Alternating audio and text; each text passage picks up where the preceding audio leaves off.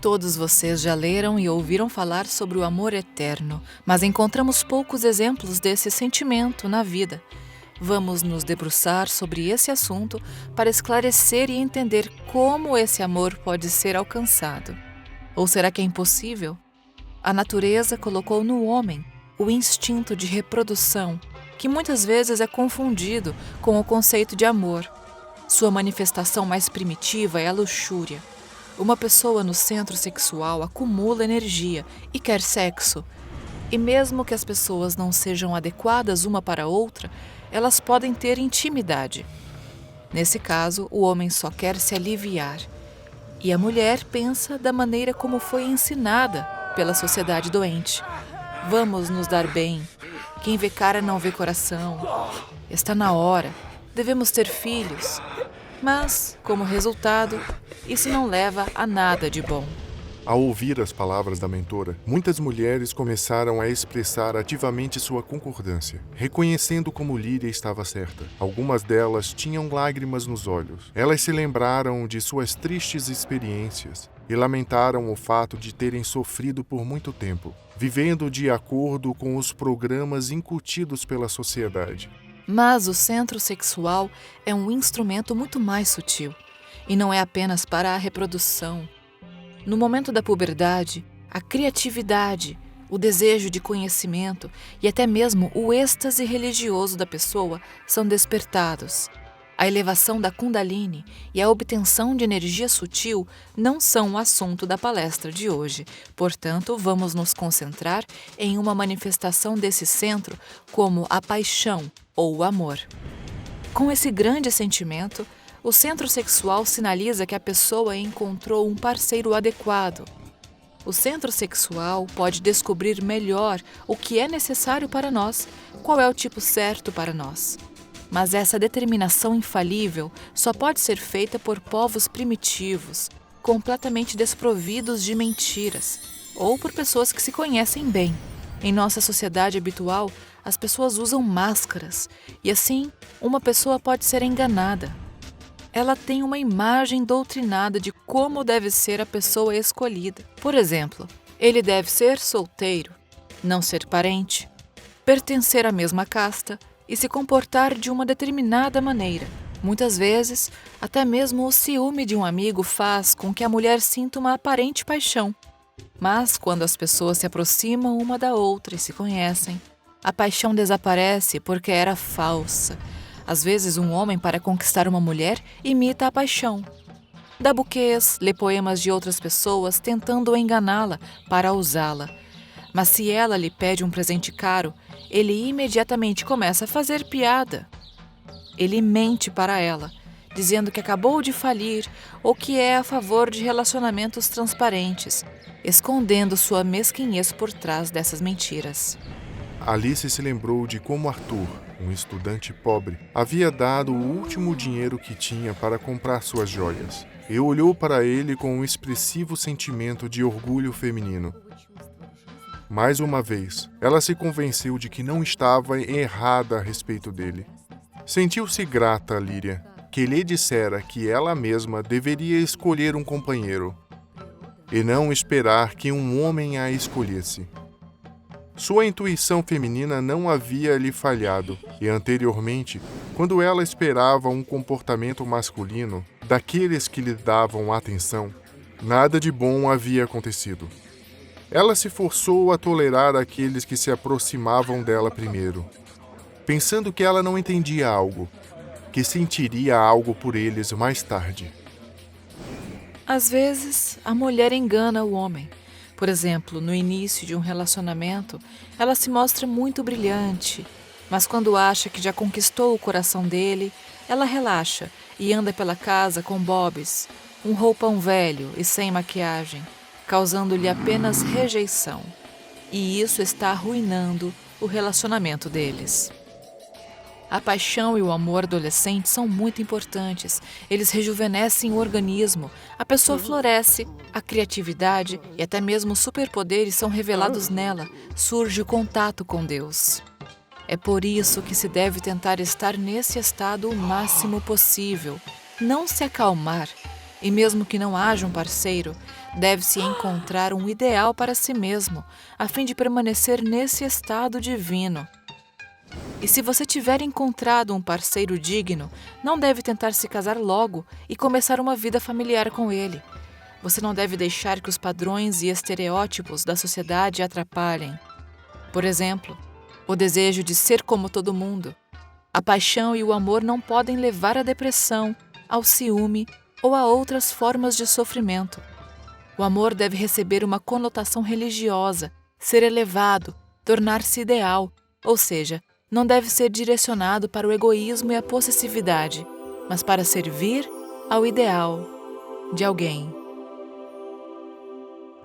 Líria, por favor, diga-me, é verdade que morar junto e viver junto mata a paixão em um relacionamento?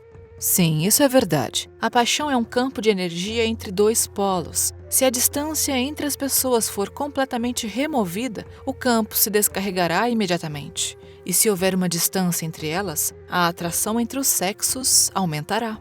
Era assim que os povos antigos viviam. Eles tinham partes masculinas e femininas em suas moradias, até mesmo os pobres. E eles tentavam não entrar em contato uns com os outros por nada, para ficar à distância. Isso ajudava a manter a paixão viva. Até mesmo as meninas e os meninos estudavam e viviam separados, pois o contato doméstico constante torna as relações comuns e o fogo se apaga. Não é à toa que existe um ditado que diz: os bons amigos se encontram com menos frequência. A fim de preservar a novidade e o brilho do encontro, as pessoas devem se preparar para ele, estar cheias de impressões positivas, para que esse encontro seja um verdadeiro dia festivo. Alice pensou. Arthur viaja com frequência. Ele tem um negócio. Preciso encontrar algo que me encha de novas impressões para que eu tenha algo para compartilhar quando estivermos juntos. Vou ajudar mais a escola a criar um campo do amor, para que eu tenha algo para contar ao Arthur quando nos encontrarmos. Mas seja qual for a paixão, ela também tem seu tempo. E isso também tem a ver com a fisiologia da reprodução. No homem, ela pode passar rapidamente, porque sua tarefa natural é fertilizar mais fêmeas. Em uma mulher, a paixão dura mais tempo, mas também tem um limite, porque o homem é necessário enquanto ela carrega e nutre a criança. Mas depois de alguns anos, a paixão pode passar, e as pessoas geralmente ficam umas com as outras por causa de modelos sociais. É necessário manter a família, viver para o bem dos filhos. Já estou velha. É tarde para mudar algo. Mas tudo isso indica que entre eles não há amor verdadeiro, que existe no centro emocional e não depende do sexo. Mesmo pessoas profundamente idosas podem sentir simpatia e profunda afeição umas pelas outras. O amor eterno é assim, pois persiste mesmo no mundo dos mortos e passa para o próximo nascimento. É claro que muitas vezes as pessoas não se encontram imediatamente na próxima encarnação. Isso pode acontecer já na idade madura. Mas há um sentimento antigo entre elas desde o início. Mas esse sentimento é um presente valioso. Ele surge apenas em pessoas com um grande coração. Em pessoas gentis, simpáticas e alegres. É improvável que surja em um egoísta seco e rançoso, cheio de negatividade. Além disso, as pessoas devem ter a mesma mentalidade para ter esse amor. Alice olhou para Arthur com carinho e pensou. Que bom que nos conhecemos nas aulas da Líria e temos a mesma visão de mundo. E agora, à medida que nos desenvolvemos juntos, isso se torna ainda mais sólido.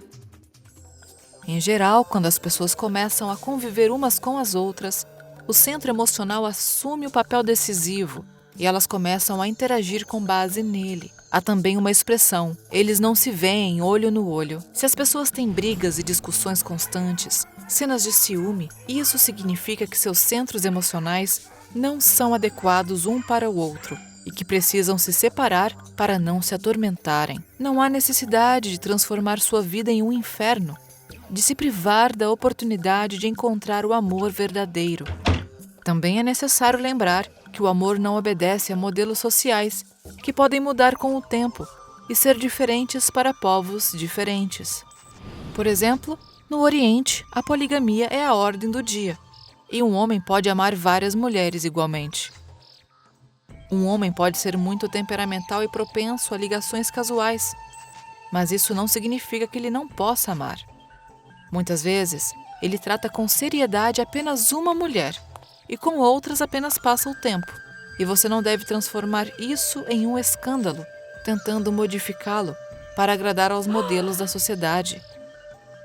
Você pode simplesmente aceitar a natureza dele, se ele se adequar a você em todos os aspectos e mostrar a estabilidade do amor dele por você. Raramente, mas às vezes, essas coisas acontecem com as mulheres. Portanto, é necessário lembrar que o amor verdadeiro não está ligado ao sexo.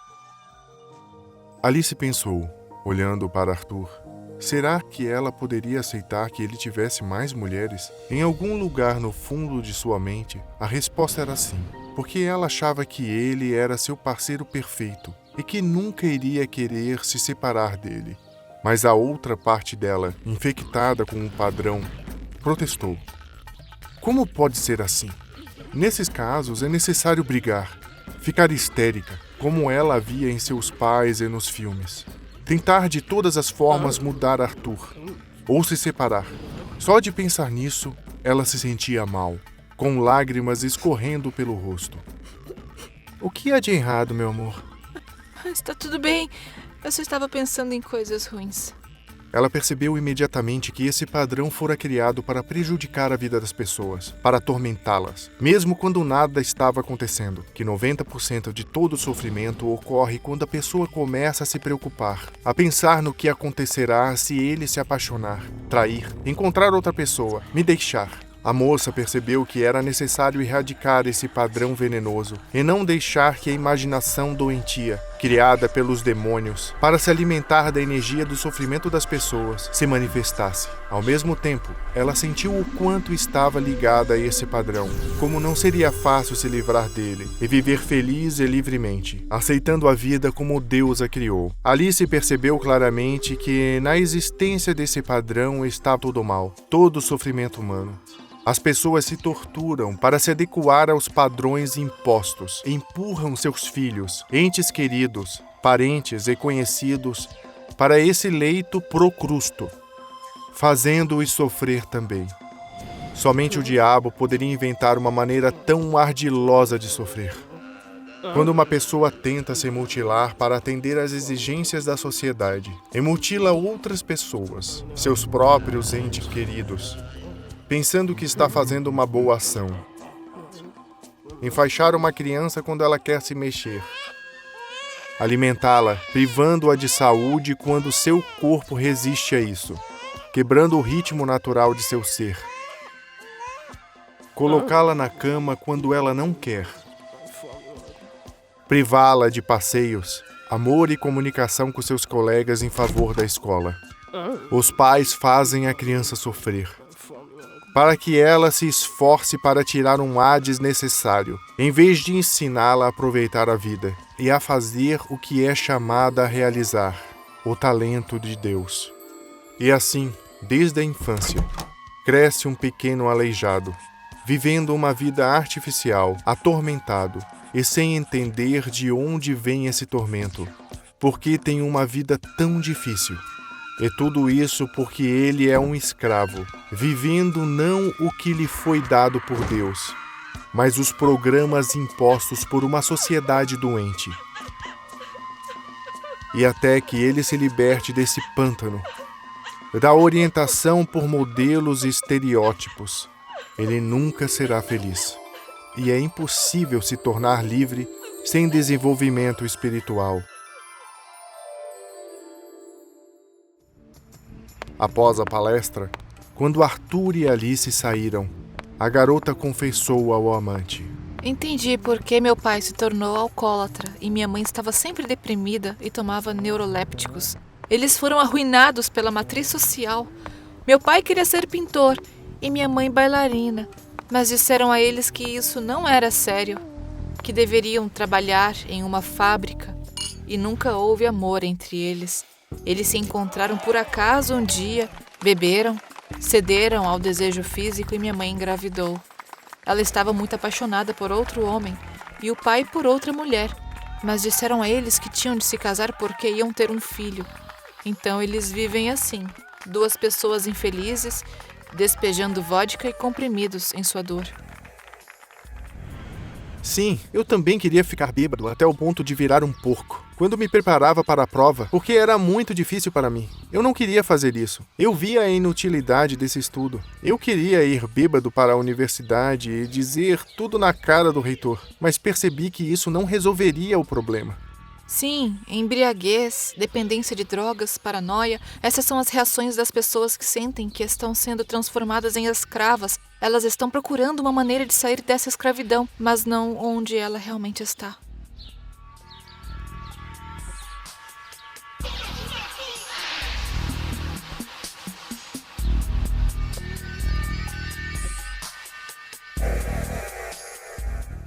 Em nossos tempos extremos, quando o destino de todo o planeta está em jogo, é muito importante que o conhecimento dos anjos e dos espíritos de luz se espalhe o mais rápido possível pelo mundo e chegue a milhares de pessoas. Dessa forma, podemos mudar o mundo de toda a humanidade. Por isso, recorremos a você, amada alma de luz. Espalhe o conhecimento de nossos sábios livros e filmes. Compartilhe os links de vídeos ou desenhos animados, todos disponíveis e gratuitos. Convide mulheres para práticas individuais, webinários e seminários. E o grande Espírito de Luz ajudará você e sua família. Ele direcionará uma enorme quantidade de energia para realizar todos os seus desejos. Os Espíritos de Luz e os anjos ajudarão você e seus entes queridos em todas as questões. Um raio de luz e amor de seu coração